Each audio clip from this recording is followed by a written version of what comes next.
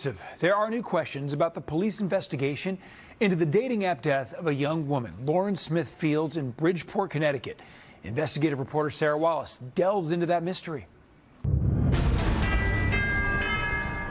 They wanted us to forget about our daughter, their sister, our loved one.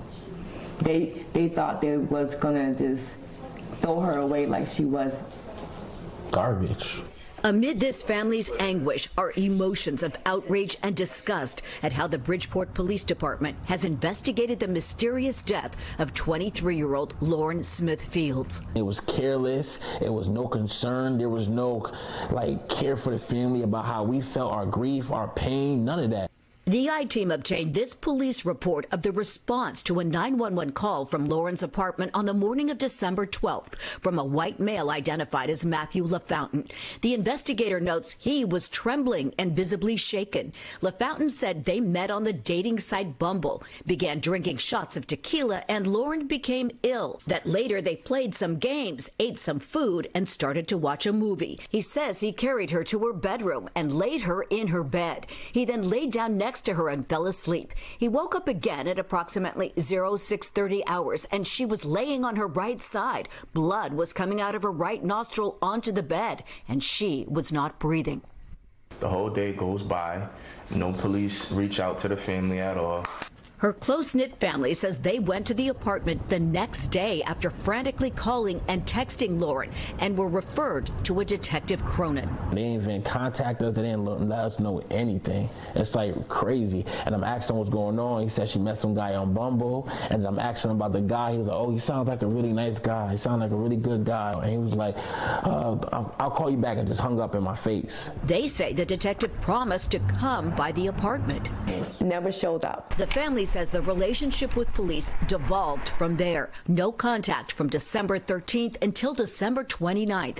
They returned to the apartment to clear out Lauren's belongings and claim a new detective came by to say he'd taken over the case from Detective Cronin. The detective said he effed up, he messed up, he effed Cronin, he messed up, he didn't know what he was doing, he messed up the case. The family says they provided evidence they'd collected to crime scene investigators who arrived for the first time that day, included a bloody sheet and a pill. And 2 cups of drinks or whatever next to a bottle. They didn't take none of that. We seen a condom, we seen lube, other stuff in there, and they didn't take none of this. Sources close to the investigation tell the I-Team the Matthew LaFountain pictured in this social media photo, now removed, was the man at Lauren's apartment. A neighbor at his listed address in Milford confirmed LaFountain's identity, but we were unable to reach the 37-year-old who has not been accused of any wrongdoing.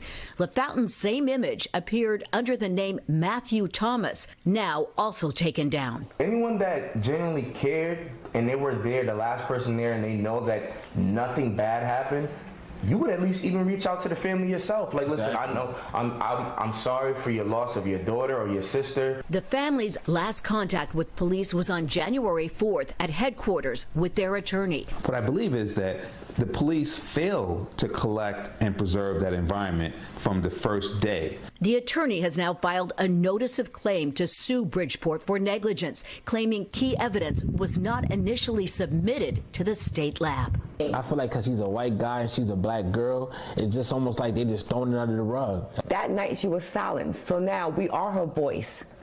But we're here and we're fighting for her. The Bridgeport Police Department did not respond to repeated messages we left about the case, but in previous statements, they've said the investigation is open and active, and that detectives are waiting for a final report from the medical examiner on the cause and manner of death. Sarah Wallace, News 4 New York. Also, we just received a statement from the dating site Bumble that Sarah mentioned. A spokesperson says, "We are deeply saddened by news of Lauren Smith Fields' death and have reached out directly to the family to offer support. We have been in contact with law enforcement, but they have not yet requested any information."